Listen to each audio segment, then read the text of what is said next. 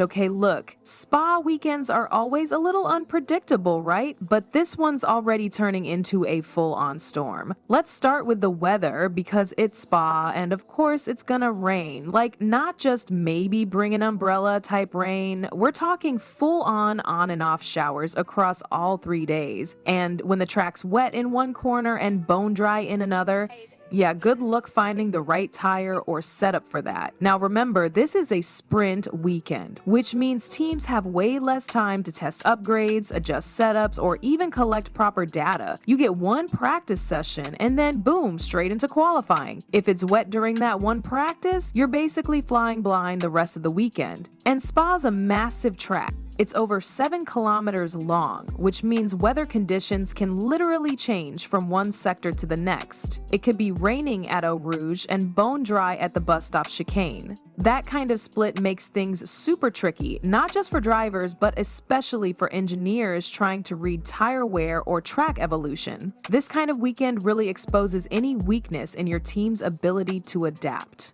If your car's not good out of the box, you're in trouble. If your driver can't handle change on the fly, trouble. And if you've brought new parts hoping for clean laps to evaluate them, definitely trouble. And guess who's gonna really struggle figuring things out in that mess? Yup, Ferrari. Alright, so Ferrari's been chasing performance since way back in Australia. Rear stability's been one of their biggest problems. They tried fixing that with a new floor in Austria, and now they're doubling down in Spa with a new rear suspension setup. On paper, it sounds solid. They tested it in Mugello. The numbers apparently looked promising, but here's the issue. Spa is not the place you want to be rolling out a sensitive new upgrade. Especially not during a sprint weekend with rain constantly interfering. You need dry, stable conditions to get clean feedback on how parts are working, and that's just not happening here. So Ferrari's basically gambling here. If it works, great. They get a better sense of whether this direction is worth pushing for the rest of the season, but if the weather messes with their plans, and let's be honest, it probably will, they may end up walking away with more questions than answers. And honestly, you can already feel the frustration. Leclerc hasn't been shy about voicing concerns. Same with Carlos. They've both been pretty cautious when talking about the upgrades. Not exactly the kind of energy you want going into a high-stakes weekend. If they don't see a clear step forward here, Ferrari might seriously consider calling it a wrap on 2025 development, just shift full focus to 2026 and hope the next big regulation change gives them a real shot. Because continuing to pour resources into something you can't even evaluate properly, that's just wasted time. Now, speaking of drivers not loving their cars, Lewis Hamilton has made it pretty clear he's not a fan of the power steering system on the Mercedes right now. He said it's tough to adjust and it just doesn't feel right in his hands. And that's a problem, especially at a place like Spa. This track is fast, flowing, and not very forgiving. You need to feel totally locked in with your steering, especially when it's wet. If you're not confident in your car's front end feel, it throws everything off. And let's not forget, this is Lewis we're talking about. He's got 5 wins at Spa. Since his debut in 2007, he's never finished lower than P4 here. That's a crazy stat, so he's coming into this weekend with expectations, history, and pressure all rolled into one. Now add in a sprint format and unpredictable weather, that power steering issue becomes a much bigger deal. It's not just about comfort, it directly affects how aggressive he can be in tricky corners like Puhan or Blanchimont.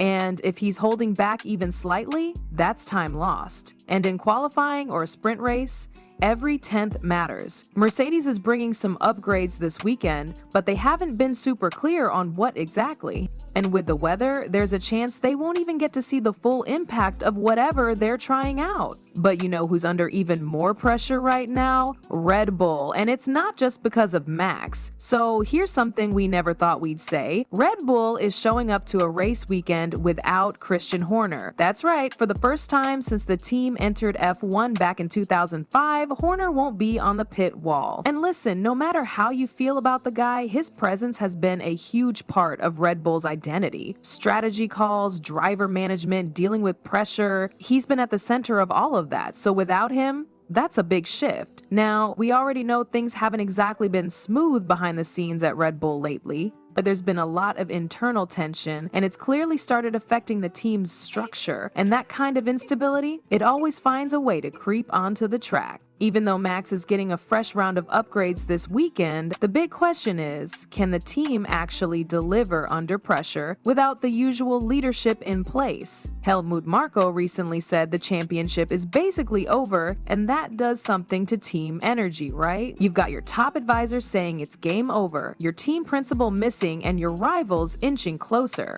That's not exactly the vibe of a championship-winning garage. Red Bull's hoping the upgrades to Max's RB21 can push them back toward the front, but it's kind of a gamble. With sprint weekends and bad weather, there's very little time to make adjustments. Everything has to work right out of the gate or not at all. Plus, they've been struggling lately with getting the car into the right tire temperature window. That's been a theme in recent races. And when you combine that with the chaotic Spa weather, you're basically hoping the setup magically clicks from the first lap. And let's not forget, Max has always performed well at Spa. Since 2020, he's been on the podium every time. It's one of his best tracks. But this time around, with all the noise and changes, that streak might be in danger. And speaking of Max, there's something going on with him and Russell that we really need to talk about. So here's a stat that might surprise you. George Russell is now just 18 points behind Max Verstappen in the standings.